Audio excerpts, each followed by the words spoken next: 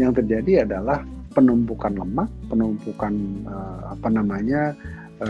metabolisme hormon yang tidak baik, itu akan meningkatkan kemungkinan untuk flare up PCO yang memang dari awalnya sudah punya masalah dengan genetic risk untuk terjadi PCO tadi. Oke, selamat siang Dokter Ivan. Halo, apa kabar? Baik, dokter. Perkenalkan saya Nucha, Dok, dari parenttalk.id, dan di sini sudah hadir bersama kita. Mungkin banyak orang tua, calon orang tua, pasangan-pasangan, dan juga mungkin secara pribadi ada yang lagi struggles dengan PCO dan juga pengen tahu nih, Dok, efek PCO terhadap kehamilan, Dok. Nah, dokter, di sini kan juga sudah ada nih Morula IVF Jakarta. Dok, tapi pengen tahu dulu dong, Dok, sebelumnya nih terkait dengan PCO. Sebenarnya PCO ini apa nih? Karena banyak sekali isu-isu atau cerita soal PCO, karena aku sendiri sebenarnya dulu PCO, Dok, sampai akhirnya program dan baru hamil setelah 3 tahun menikah, Dok. Wah, jadi alumnus ya? Alumni juga. Alumni pejuang 2 garis ya, Dok. Jadi ya terima kasih saya diundang di sini ya. Memang polycystic ovarian syndrome itu adalah merupakan suatu kondisi yang mungkin kalau kita coba tarik ke belakang, memang pengetahuan kita tentang PCOS ini mungkin udah cukup lama, hampir sekitar 100 tahun adanya mengenai ibu-ibu atau wanita yang mempunyai masalah dengan gangguan hormon. Nah, kita melihat bahwa dengan perkembangan ilmu pengetahuan, mungkin sekarang diketahui hampir 20% dari seluruh wanita itu memang mempunyai bakat PCO, polycystic ovary, tapi belum tentu polycystic ovarian syndrome. Ya, itu ada bedanya. Karena kalau yang namanya polycystic ovaries itu apparently kita mempunyai bakat genetik, baik itu dari ras kita maupun dari turunan atau beberapa hal lain yang memang menyebabkan kita itu prone, cenderung untuk mempunyai PCO tersebut. Nah, memang kita juga belum mengerti kenapa ada pasien yang punya PCO tapi nggak pernah ada masalah. Nah, pada pasien yang mempunyai masalah, biasanya masalahnya itu satu berkaitan dengan gangguan anovulatoar. Anovulatoar itu gangguan produksi telur yang rutin terjadi tiap bulan. Dan yang kedua bisa terjadi gangguan dari sistem hormon yang biasanya yang kita kenal sebagai hiperandrogenism. Jadi lebih tinggi hormon, efek dari hormon androgennya, yaitu hormon laki-laki dalam hal ini. Yang jangan khawatir ya, perempuan juga punya hormon laki-laki, cuman memang dalam batasan jauh lebih kecil. Nah, ini sekarang memang kalau kita bicara tentang kenapa sih saya punya PCOS. Nah, PCOS itu adalah suatu kondisi di mana polycystic ovaries yang saya bilang 20% tadi, dia mempunyai gejala, dan salah satu gejala yang banyak membawa pasien ke dokter kandungan adalah kesulitan mempunyai keturunan. Nah, itu pada dasarnya seperti itu kira-kira. Oke, jadi kurang lebih seperti itu ya, Dok. Nah, dulu di kasus aku sendiri memang pas dicek-cek beberapa kali gitu, Dok, jadi dinyatakan PCO karena telurnya kecil-kecil dan tidak membesar gitu, Dok. Nah, itu tuh yang disebut tadi dokter PCOS ini, Dok. Iya, betul. Jadi kalau yang namanya polycystic, mungkin saya jelaskan sedikit tentang bagaimana mekanisme kerjanya ya. Jadi pada dasarnya wanita yang mempunyai bakat PCO itu dia akan mempunyai gangguan dari sistem hormon yang ada di dalam tubuh wanita tersebut, yang mana kalau keseimbangan itu semakin diganggu dengan gaya hidup yang nggak baik, umumnya akan terjadi gangguan dari sensitivitas tubuh terhadap hormon yang namanya insulin. Jadi gangguan produksi insulin di dalam tubuh kita itu menjadi sangat nggak balance, yang biasanya ini disebabkan karena adanya kualitas hidup yang nggak baik. Nah, ini umumnya kita bisa lihat insulin resistensi, yaitu salah satu permasalahan utama di dalam tubuh kita. Kita tahu namanya insulin itu adalah hormon yang diproduksi oleh pankreas kita, yang umumnya bisa menjaga kalau memang kita banyak makan gula, insulin itu akan ngatur gula dengan baik.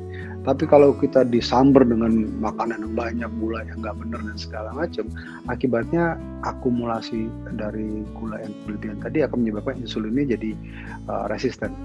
Nah ini yang biasa kita lihat manifestasinya adalah ya tentu timbunan lemak di dalam tubuh kita itu adalah salah satu bukti bahwa memang tubuh kita itu mengkompensasi dengan banyaknya gula, banyaknya karbohidrat yang kita konsumsi itu nggak bisa mekanisme pencernaan kita nggak baik. Akibatnya itulah yang menjadikan insulin kita nggak bagus. Nah, yang terjadi di indung telur, ini saya bicara agak teknis sedikit, indung telur itu juga sama, dia perlu gula yang stabil. Jadi bukan berarti kita diet mati-matian habis itu gulanya indung telur bakal beres. Enggak, justru kalau indung telur itu dia juga perlu gula yang baik untuk bisa memproduksi telur yang baik. Nah, kalau di indung telur tersebut terjadi resisten terhadap insulinnya yang memang mekanisme gula itu akan dibutuhkan untuk memproduksi telur, kan gula itu sumber energi ya. Akibatnya telur itu nggak terbentuk. Nah, jadi kalau kita mau mutus bagaimana cara supaya telur itu bisa produksi, akhirnya kita kembali ke depan. Insulinnya mesti beres, gulanya mesti beres, yang biasanya paling gampang adalah satu, perbaikan gaya hidup. Itu yang mungkin mekanisme dasarnya. Bener sih dok, dulu tuh setelah aku disuggest untuk gaya hidup lebih baik, padahal kayaknya simple banget ya dok, cuman gaya hidup lebih baik gitu ya. Mungkin ini sebenarnya PCO-nya juga baru terjadi, aku justru tahu setelah menikah gitu kan, pengen hamil kok nggak hamil-hamil gitu kan, tapi ternyata ini adalah timbunan dari mungkin akumulasi banyaknya gaya hidup yang kurang baik sebelum menikah ya, namanya anak muda gitu kan dulu ya dok ya, makan apa aja gitu kan, terus baru sadar gitu, realize pada saat mau punya anak ini. Dan tapi salah satunya gejala pada saat itu dok, aku tuh yang namanya menstruasi tidak menentu dok, kayak misalnya sebulan lewat gitu ya dok. Nah ini apakah ada hubungannya PCO dengan siklus haid? Jelas. Jadi yang saya bilang tadi, siklus haid itu kan suatu proses di mana setiap bulan wanita itu akan memproduksi telur.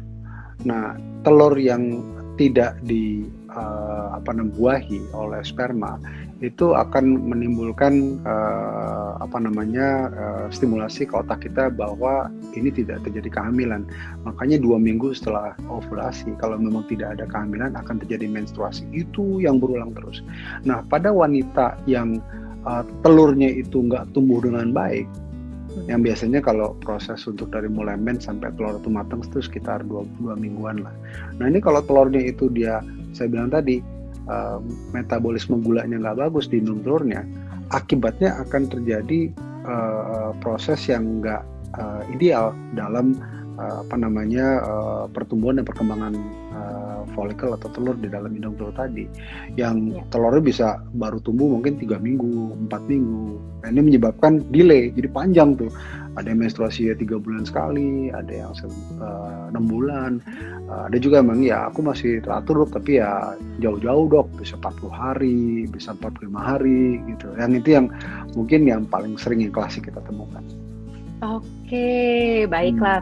Nah, kemudian nih dok, ada nggak sih dok pantangan makanan atau minuman misalnya gitu ya buat kita-kita yang mungkin memang punya PCOS ini dok? Ya, sebenarnya treatment terhadap improving quality of life itu kita tarik dulu dari sisi ini tipe PCOS yang mana. Nah, PCOS itu ada 2. Jadi ada PCOS yang kena pada wanita yang memang ada masalah dengan berat badan, biasanya overweight ya. Tetapi ada juga yang namanya lean PCO, yang mana pasien PCOS tersebut BMI-nya normal, kemudian dia kualitas hidupnya bagus, dan dia nggak ada masalah dengan berat badan dan sebagainya. Nah itu agak challenging memang. Tapi kita mulai dari yang pertanyaan tadi, pantangan-pantangan atau barangkali improvement dari quality of life pada wanita yang memang masalahnya adalah di berat badan dan segala macam. Nah kalau kita kembalikan, memang ada beberapa evaluasi ya, terhadap pola makan. Satu, kita melihat pola makan yang kita rasanya itu benar, tapi kalau kita coba catat ya, apalagi kalau kita ya ada sih orang yang benar-benar meticulous banget dihitungin berapa kalorinya, itu akan ketahuan bahwa kadang-kadang kalori yang dikonsumsi itu jauh lebih tinggi daripada yang sebenarnya kita mestinya konsumsi sehari gitu loh. Nah ini yang mungkin kalau memang kesulitan ya nggak ada salahnya sih ngomong sama dokter gizi untuk tahu kira-kira bagaimana sih untuk memaintain dari minimal jumlah kalori yang diperlukan. Apalagi sekarang ya kalau kita lihat ada banyak cara tuh ya kita bisa sih artinya dengan gampang ya udah pokoknya saya catat makanan saya sehari, saya kurangin makanan karbohidrat yang berlebihan, gulanya saya jaga dan segala macam. Tapi dengan teknologi DNA ada yang namanya nutrigenomic. Nah itu ada satu tes namanya Circle DNA. Nah Circle DNA itu bisa diperiksa dengan tes darah untuk kita ketahui bahwa tubuh kita tuh sebenarnya mau kita paksain kurangin makan daging, kurangin makannya segala macam, ternyata memang dari segi DNA kita itu memang nggak bakal mempan gitu. Ada spesifik makanan yang memang harus diubah. Nah ini bisa banyak membantu kita dalam mengatur, bukan ngurangin berat badan ya, tapi untuk mengatur kira-kira mana pola diet yang paling ideal untuk kita bisa konsumsi. Nah kembali saya katakan ini mungkin bisa bicara dengan dokter gizi di lab kita di Diagnos tuh ada tes namanya Circle DNA dan itu sangat membantu sekali untuk bisa identifikasi kira-kira saya tuh ke arah mana sih mestinya saya perbaiki makanan saya. Oke, kalau nggak salah ini yang tesnya lumayan lama ya dok ya, hasilnya sekitar beberapa bulan gitu. Iya, nggak 3-4 mingguan ada. Oh 3-4 mingguan. Karena memang ini kita bisa mengetahui genomics atau tubuh kita itu sebenarnya dilahirkan seperti apa sih, termasuk di dalam tes itu ya ada sih yang lain-lain kayak misalnya katakanlah ada bakat amit-amit cancer atau barangkali ini buat anak-anak yang tahu bakatnya musik atau mau jadi arsitek tuh udah kelihatan di DNA-nya gitu, tinggal dipoles.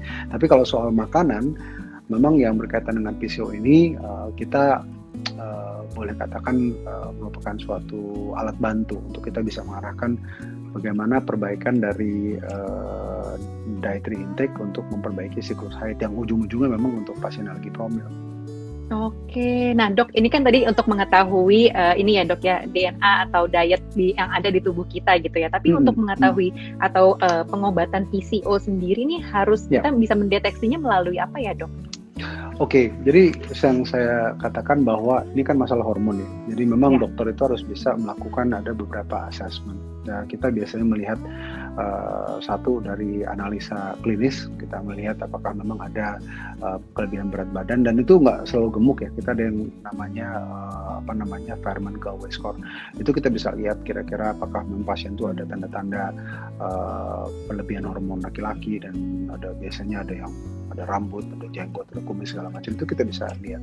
Dan kemudian juga dari fat distribution-nya juga kita bisa nilai. Nah itu biasanya pertemuan klinis dengan dokter. Yang kedua, kita melakukan pemeriksaan USG. Umumnya USG dari abdomen itu nggak cukup untuk kita bisa melihat ada tanda-tanda khas untuk PCO, harus melakukan dengan USG transvaginal. Nah, pada saat kita melakukan USG transvaginal itu yang kita lihat adalah semacam kayak rantai rantai mutiara di dalam indung telur, di mana di indung telur itu ada titik-titik yang memang isinya adalah telur yang tadi dibilang kecil-kecil tadi. Nah kalau bicara tentang itu ya nanti kita akan coba explore lebih dalam lagi apakah dalam masalah dengan hormon, dan hormon itu biasanya dengan periksa darah sih. Jadi kalau periksa darah kita bisa lihat kadar dari hormon androgennya, testosteron dalam hal ini. Kemudian juga kita bisa lihat namanya hormon profile. Nah itu sesuatu yang dokter akan memberikan suatu assessment lah kira-kira. Iya, dulu saya ingat sih dok, saya ngambil ada yang hormon profile dan lain-lain karena cukup panjang waktu itu perjalanan saya untuk sampai akhirnya hamil dok. Sekarang saya udah anak 2 dan memang lika-liku soal menstruasinya ini sama sih dok dengan gejala PCO yang tadi dokter sampaikan di awal gitu, bahwa dulunya mungkin waktu aku sebelum menikah menstruasi nggak jelas gitu ya, berantakan siklusnya, begitu hamil Jadi baru lebih menyadari, oh iya ya dulu tuh harusnya punya gaya hidup lebih sehat. Kemudian sekarang begitu saya dari anak pertama ke anak kedua, dok, ternyata siklusnya cepet banget. Dari setelah menyapih jarak sebulan saya udah langsung hamil lagi secara normal gitu. Jadi mungkin ada hubungannya juga kali ya dok ya dengan gaya hidup yang kemudian mungkin pelan-pelan berubah, terus kemudian kok bisa cepet gitu dok, dari anak pertama yang perlu proses panjang, anak kedua secepat itu dok. Apakah badannya memang sudah adjust dengan kondisi yang lebih baik atau gimana sih dok biasanya? Padahal kan sama-sama mungkin aku masih ada PCO gitu. Iya, ya, saya bilang tadi bahwa mau kapan tahu juga sekali PCO tetap PCO, nggak akan ada perubahan dalam tubuh kita gitu. Ya, tapi apakah PCO-nya ada gejala atau enggak itu kan cerita yang berbeda. Jadi kalau memang kita bicara, oke, saya punya bakat PCO, tapi siklus saya sudah teratur, saya hamil juga udah nggak masalah lagi. Artinya itu bukan sesuatu yang kita harus khawatirkan, karena memang disinilah kita mengerti bahwa pasien PCO itu memang mestinya sebagian besar tidak ada masalah. Tetapi, nah ini yang perlu diingat, pada wanita yang punya PCO ada beberapa risiko tambahan yang nanti harus dimengerti tentang bagaimana impact PCO tersebut terhadap kehamilan maupun juga di hidup kita secara umum. Jadi pada pasien PCO yang nggak terkontrol ya terutama ya, kita tentu akan mempunyai resiko diabetes dalam kehamilan meningkat.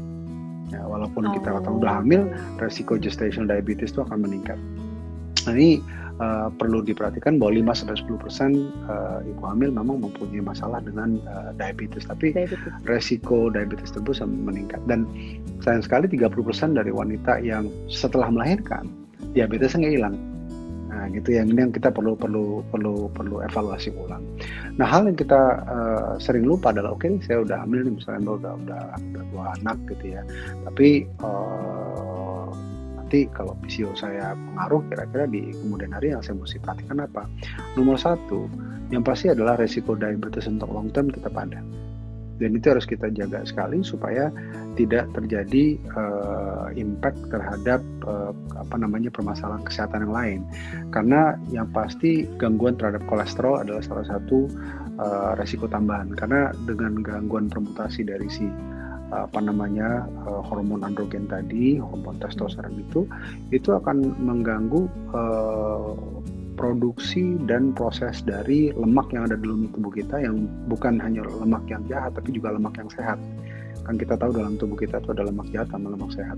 Nah, dalam hal ini kalau kita bicara ke kolesterol, ujung akhirnya adalah memang resiko untuk yang kardiovaskular seperti kayak stroke, jantung dan segala macam. Nah, ini kembali pada wanita yang benar-benar memaintain hidupnya dengan baik, dengan olahraga, dan juga tahu bahwa ini perlu dilakukan check up rutin setahun sekali, biasanya resiko tersebut akan terjaga dengan baik. Kira-kira gitu. Oke, baik dok. Nah ini jadi kalau misalnya pertanyaannya apakah PCOS bisa sembuh atau tidak, menurut dokter tadi sebenarnya berarti tidak akan sembuh total gitu ya dok ya, karena akan selalu ada di situ gitu ya. Iya, saya bilang tadi PCO itu 20% ada pada wanita. Coba bayangin, wanita itu berapa di Indonesia gitu. Jadi kalau kita bagi 20%, artinya kita bicara puluhan juta wanita yang memang punya potensi PCO. Tapi apakah semua pasien dengan PCO itu punya masalah? Nah, itu sesuatu yang mungkin kita mesti address. Kalau memang nggak ada masalah ya kembali gaya hidup kita dijaga supaya resiko-resiko tambahan yang saya katakan tadi tidak terjadi. Oke, baiklah. Kalau untuk program hamil dok, tadi dokter sempat menyinggung sedikit ya. Nah itu kira-kira ini buat teman-teman yang mungkin masih menjadi pejuang 2 garis gitu dok, dan mengalami dan memiliki yang namanya PCO tadi. Nah ini proses atau treatmentnya kira-kira seperti apa sih dok, dan berapa lama? Kadang-kadang orang kan suka nggak sabar pengen cepetan hamil gitu ya dok ya. Dan gimana prosesnya? Apakah semuanya harus serba medis gitu dok ya? Atau mungkin sebenarnya ada unsur lain di luar medis menurut dokter yang sebenarnya kita harus zen dulu jiwanya dan lain-lain gitu dok, yang mempermudah proses ini? Ya. Kembali yang saya katakan bahwa PCOS dan infertilitas itu memang suatu kondisi yang seringkali bikin frustasi. Bukan hanya bikin frustasi pasiennya, dokternya juga kadang frustasi. Dalam hal ini bahwa kita harus mengerti bahwa dokter kandungan yang menangani pasien untuk kesuburan itu kita memang diwajibkan buat sabar. Karena treatment Betul. dari program kesuburan itu butuh waktu. Nggak bisa kita, oke deh, saya kasih obat ini, ntar bulan depan kamu pulang-pulang udah hamil gitu. Ya ada, tapi artinya secara statistik chance itu mungkin nggak terlalu besar. Nah, yang penting buat kita mengerti adalah pada saat kita tahu treatment itu opsinya, selalu dimulai dengan treatment yang sifatnya non-intervensif. Artinya kita mulai dari treatment yang perbaikan yang saya bilang gaya hidup, kemudian juga dari makanan dan juga olahraga dan lain sebagainya yang mungkin selalu menjadi first approach yang kita lakukan. Tapi kita juga tahu lah yang namanya selalu kan kita, aduh dok, udah olahraga, udah turun berat, udah makan dikit segala macam, bukannya turun berat malah nambah berat yang ada, ya kan? Yang ada kita frustasi. Tapi kita juga mesti tahu komitmen itu memang harus kita jaga supaya kita melihat bahwa dengan adanya perubahan setelah berat badan turun, nggak langsung mindset kembali normal, butuh waktu juga. Karena ya namanya mesin udah lama kita istilahnya olinya bekarat gitu ya, ini kita bersih-bersihin dulu, detox dan segala macam, itu yang bisa kita inginkan. Nah, hal yang perlu kita coba address, ada kata memang kita udah mencoba, itu bisa kita dengan berbagai macam kegiatan, misalnya katakan dengan yoga atau yang non western medicine ya, acupuncture apa segala macam, itu bisa dilakukan. Walaupun tentu dalam hal ini ya tentu ada batasan yang kita katakan oke, kalau mau dengan non medical treatment, kira-kira ada terapi nggak yang secara medis yang bisa kita lakukan. Nah, dokter biasanya untuk pasien PCOS ini mulai dengan, ini yang berkaitan dengan kesuburan ya, karena ke treatment dengan hiperandrogen beda lagi ceritanya. Tapi kalau bicara dengan kesuburan, satu kita mulai dengan obat penyubur. Nah, obat penyubur itu bisa kita gunakan selama 3-6 bulan, ya, bisa dikombin dengan obat untuk menjaga metabolisme insulin, yaitu salah satu treatment yang bisa kita lakukan di awal. Nah, kalau itu belum berhasil juga, kita cek misalnya ada faktor lain gitu ya, sperma yang nggak masalah, tuba yang nggak masalah, kita maju ke treatment yang misalnya inseminasi. Tapi inseminasi nggak berhasil juga ya, kita mesti bicara bahwa treatment itu kan butuh waktu, sehingga usia itu menjadi salah satu patokan penting juga. Jadi kalau memang udah penyubur nggak bisa, insem nggak bisa, kita masuk yang invasif. Invasif ada dua. Satu, kita bisa dengan laparoskopi, diteropong, terus diindung, terus di drill, dikecil-kecil gitu ya. Nah itu bisa merupakan opsi. Tapi kalau banyak pasangan yang bilang, aduh wanita yang bilang, males banget sih mesti laparoskopi, operasi gitu. Mendingan saya cari yang nggak usah operasi lah dok. Ya, itu opsi terakhir adalah ke bayi tabung. Nah ini semua nggak ada yang benar, nggak ada yang salah, tapi kita harus mengerti tentang ekspektasi kita sih terhadap opsi tersebut.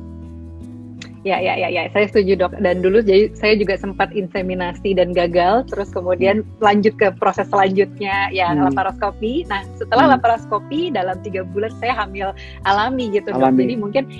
Jadi mungkin ada tahapan-tahapannya juga ya dok ya. Kalau mungkin sekiranya kita sudah umurnya kira-kira di ambang-ambang gitu ya dok ya, mungkin ada baiknya juga untuk langsung ke opsi IVF juga ya dok ya. Bisa, bisa betul.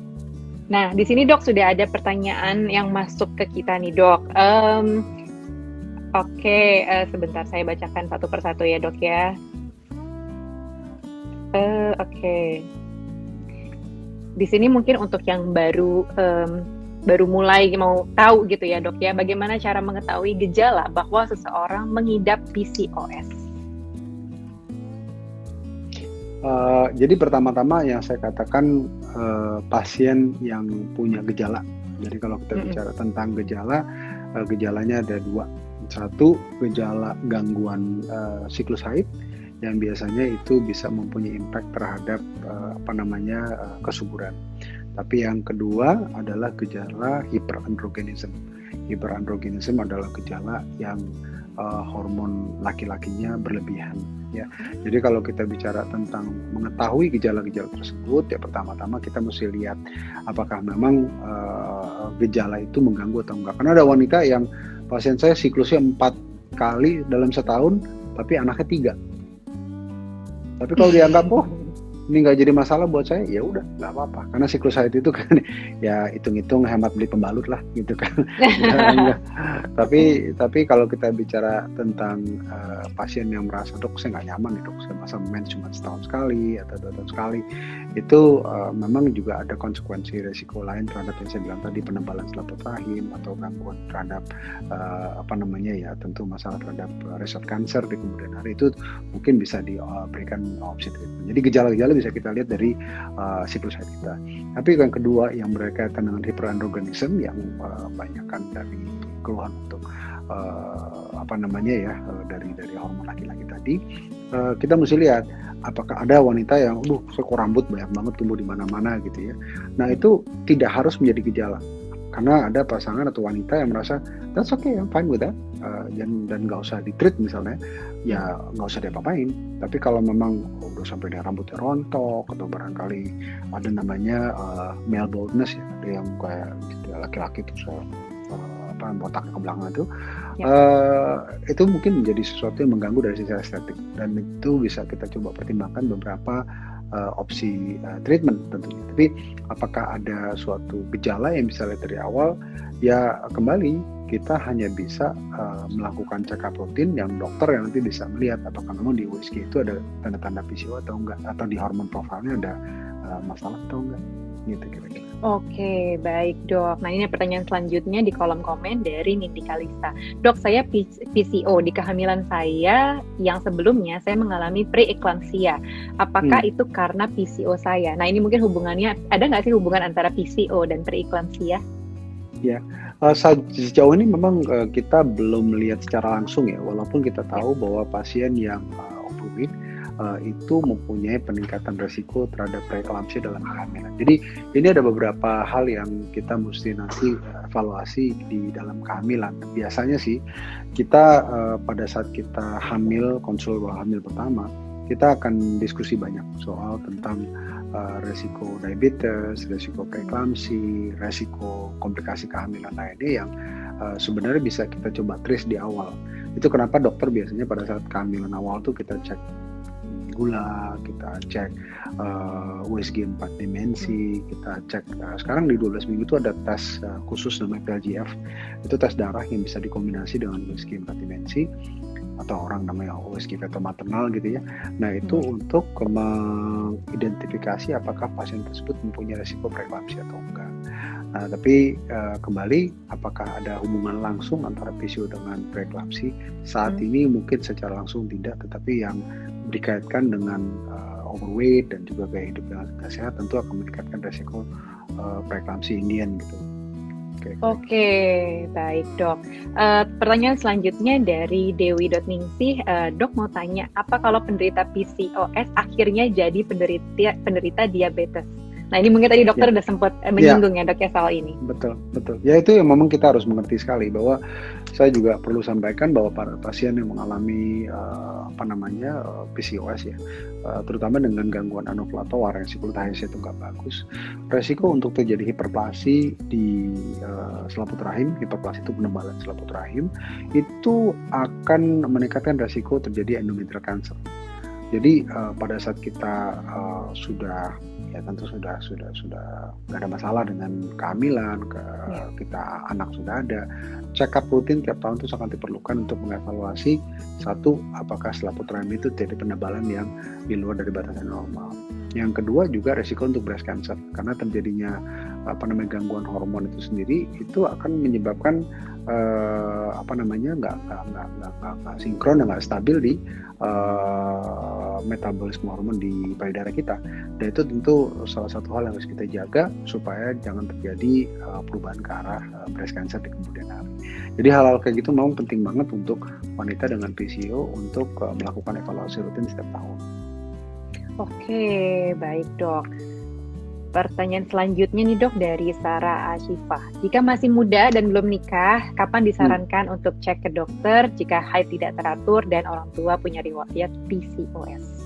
Ya, jadi gini, Pada wanita yang masih muda ya, tadi definisi Ya. muda juga kita mesti perjelas dulu ya, karena yang 39 juga bilang saya masih muda dok, 39 Muda. dok gitu ya. Tapi mungkin kita coba yang bicara di bawah 23 tahun ya, dimana pada wanita itu memang ada suatu mekanisme pembentukan jaras dari hormon yang masih dalam proses pembentukan, dan itu maturasi proses itu butuh waktu sampai umur 21 sampai 23. Jadi banyak sekali wanita yang umur 17 atau 18 tahun gitu ya, yang kok haid saya ngaco ya, nggak jelas segala macam. Dan kalau memang kita melihat tidak ada kondisi yang secara fisik itu mengganggu, biasanya kita dokter pun juga hanya melakukan general assessment, dan kita melakukan evaluasi dengan USG untuk memastikan aja nggak ada sesuatu yang aneh-aneh di situ. Tapi kita tahu kalau memang secara hormon profile itu nggak ada masalah, USG juga nggak ada masalah, dan tidak ada keluhan yang bermakna selain dari gangguan haid yang mengganggu tersebut ya. Jadi mungkin kita boleh anggap suatu hal yang bisa reassuring untuk pasien, dan kita nggak perlu harus memberikan terapi yang berlebihan, kasih pil KP hormon segala macam yang menurut saya belum pada tempatnya. Karena yang saya bilang tadi, jaras hormonnya memang belum terbentuk dengan sempurna pada wanita yang masih relatif muda gitu ya. Oke, baik dok. Nah ini ada pertanyaan yang serupa nih dok, beberapa hampir sama. Dok, kalau sudah pernah hamil sekali, apa kesulitan dapat anak kedua? Bisa saja karena ada PCOS. Nih banyak, ada beberapa pertanyaan serupa seperti ini dok, menyangkut anak kedua yang cukup lama nggak dapat sampai sekarang. Memang ini yang menjadi isu kita ya, bahwa pada pasangan atau wanita yang sudah pernah hamil sebelumnya, dianggap bahwa kemungkinan untuk hamil di anak kedua atau ketiga itu masih sama.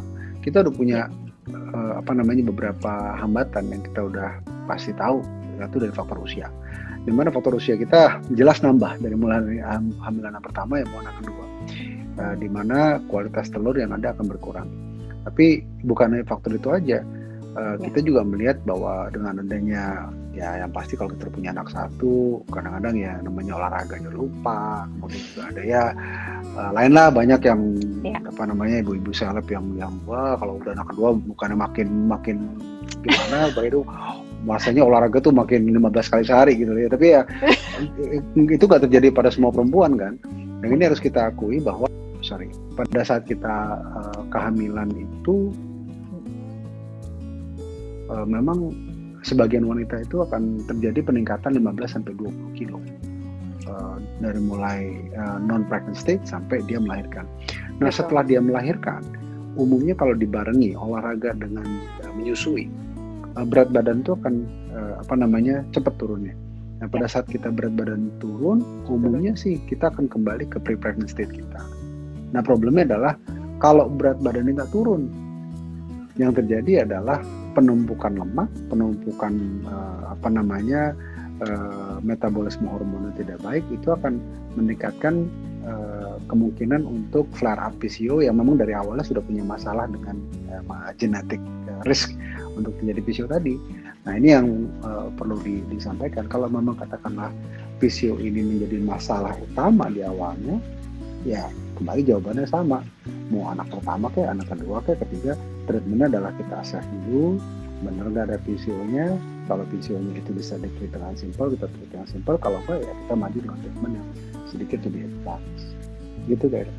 Oke, baik dok. Jadi sebenarnya PCO bukan satu-satunya alasan atau kendala kenapa seorang ibu itu nggak bisa hamil lagi anak kedua gitu ya. Karena mendengar beberapa teman juga cerita untuk anak kedua kok malah jadi lebih sulit. Padahal anak pertama rasanya begitu menikah langsung hamil gitu kan, gampang banget. Begitu kedua justru lebih sulit sampai akhirnya harus program dan punya ternyata lain-lain lah gitu. Ada treatmentnya gitu. Ternyata memang bukan cuma PCO saja ya dok ya. Itu bisa cek untuk lebih advance lagi gitu ya ke dokternya.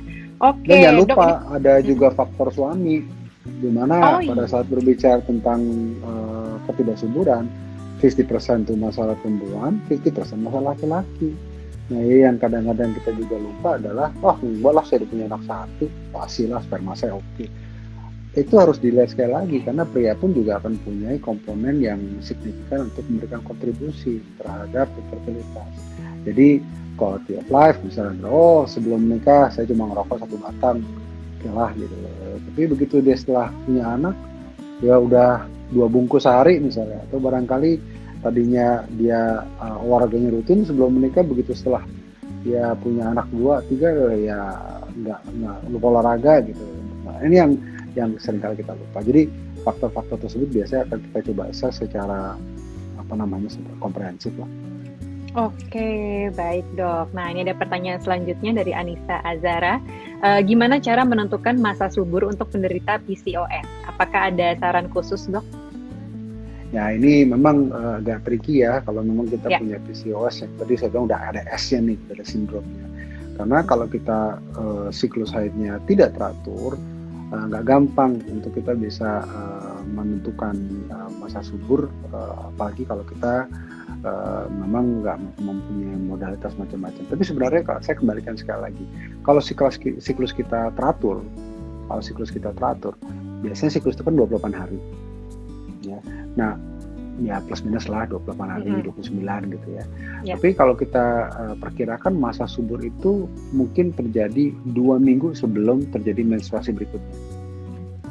Ya, jadi kan kalau kita ditanya terus, gimana ngitung itu dok? Ya kita kan nggak tahu namanya menstruasi berikut kan itu pendulum banget gitu kan, nggak bisa kira-kira gitu ya. Tetapi kalau kita punya track historinya, arti kan udah pasti punya apps semua lah, udah masukin gitu ya. Oh ya, ada trackernya. Ada trackernya, artinya kita punya historical background, misalnya siklus saya 28 sampai 29 hari. Berarti masa subur saya tuh ya kurang 14 saja, dari hari ke-28 sampai 29, jadi hari ke-14 sampai hari ke-15, kira-kira sekitar situ. Nah, kalau kita siklus haidnya tidak teratur, kan susah tuh buat ngetahui, kadang-kadang 35 hari, kadang-kadang 40 hari, yang mungkin bisa membantu untuk kita bisa mengevaluasi masa subur tadi adalah pakai range.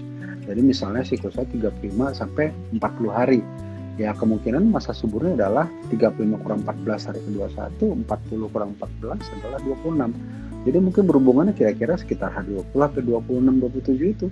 2 hari, 3 hari sekali. Nah itu bisa ngebantu. Ya, itu tuh salah satu lain sih. Ya.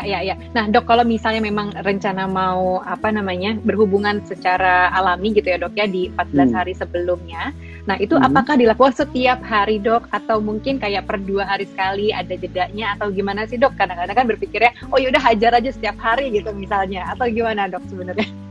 Ntar download app tracker dulu ya.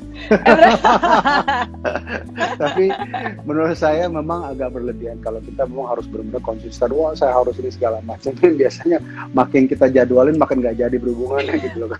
Karena ini gue udah gak nikmat banget suruh ada jadwal. Tetapi kalau kita mengerti tentang mekanisme ovulasi itu yang terjadi 24 jam, biasanya memang kita tidak harus mengetahui kapan terjadi ovulasi tersebut, karena sperma itu tahan 2-3 hari di dalam rongga panggul. Jadi kalau memang katakanlah 2 hari sekali pun sudah cukup, bukan karena dijadwalin 2 hari sekali, tapi karena memang sperma itu mestinya berada di dalam rongga panggul wanita itu selama 2-3 hari. Jadi mau kapan ovulasi pun juga nggak menjadi masalah gitu. Oke, jadi nih buat parents, calon parents, jadi mungkin itu ya sarannya, bukan berarti kalau udah masa subur tuh harus setiap hari gitu, karena memang ternyata sperma itu bertahan 2-3 hari, jadi dijeda aja dulu gitu ya. Bukan nggak boleh ya, silakan aja kalau misalnya. Iya, bukan nggak boleh. Tapi buat bisnisnya kita ya 2 hari sekali lah. Gitu. Oke, baik dok. Terima kasih banyak untuk menjawab pertanyaan yang sudah masuk di Parent Talk di sini dok. Dan ini mungkin cukup mencerahkan buat kita semua yang memang memiliki kendala PCO dan atau juga PCOS gitu. Dan apalagi yang mungkin lagi program hamil anak pertama ataupun hamil kedua gitu ya. Jadi perlu memang diketahui bahwa lifestyle itu mempengaruhi yang tadi kondisi PCO atau PCOS ya. Jadi bukan cuma karena mau hamil terus jadi wah berbondong-bondong nih hidup sehat, tapi memang hidup sehat tuh udah harus dijalani sedini mungkin gitu. Kita nggak pernah tahu efeknya ya, mungkin salah satunya aja PCO, tapi kan nanti in the long run bisa aja ada penyakit lainnya yang kita nggak tahu gitu ya. Jadi memang harus punya lifestyle sehat dari sekarang sekalipun. Dan Dok, ini mungkin ada pesan buat kita semua Dok, untuk teman-teman yang lagi program hamil dan juga memiliki ketakutan, kekhawatiran tentang hubungan PCO dan juga infertility. Silahkan Dok. Ya, jadi message-nya adalah PCO itu memang merupakan suatu kondisi yang sering kita temukan, tetapi bukan berarti bahwa semua pasien PCO itu akan menjadi PCOS. Dan kalau memang ada masalah dengan infertilitas yang berkaitan dengan PCOS tadi, solusinya ada. Tetapi yang saya katakan, nggak selalu solusi itu harus di ujung-ujungnya treatment yang intensif gitu ya. Itu selalu bisa dimulai dengan treatment yang simple. Tetapi kalau memang katakanlah sudah kita coba dengan berbagai macam cara, kunci utamanya adalah kita persisten dan sabar. Karena dalam hal ini treatment ini tidak bisa 1 bulan 2 bulan, tapi kita harus bisa juga mengukur kalau memang katakanlah kita sudah mencoba dengan beberapa modalitas yang layaknya sudah dilakukan, dan komitmen kita untuk masuk kepada program yang lebih intens itu selalu ada. Dan memang kalau kita lihat di klinik kita di Morula, memang hampir sekitar 10-15% pasien itu datang dengan background PCO, dan itu yang tentu seringkali kita temukan PCO baik itu dengan suaminya yang punya masalah dengan sperma, atau PCOS yang memang dari awalnya memang masalah nggak berhasil dengan program yang simple. Jadi you're not alone, message-nya adalah the solution is out there. Cuman masalahnya memang ya kita perlu mengerti banget dan konsultasi dengan orang yang tepat, dan mudah-mudahan ya jalan pasti dipasang. Oke, baik. Terima kasih banyak Dr. Ivan Sini, dan terima kasih banyak juga untuk Morula IVF_Jakarta. Jadi teman-teman boleh follow dulu mungkin @Morula IVF_Jakarta dan juga @IVN Sini. Itu adalah Instagramnya Dr. Ivan Sini. Dan kalau nanti mau konsultasi dan lain-lain, mungkin lagi mau program hamil dan juga ingin tahu soal PCO dan PCOS-nya, bisa langsung aja konsultasi ke Morula IVF_Jakarta gitu ya. Jangan lupa di follow dulu. Dan nanti nama pemenang atas pertanyaan yang terbaik akan diumumkan di Instagram Parent Talk. Oke. Baik, terima kasih banyak Dr. Ivan Sini. Sehat-sehat selalu ya Dok. Untuk ngobrol-ngobrol siang hari ini sangat mencerahkan buat kita semua. Terima kasih Dok. Sampai ketemu siang.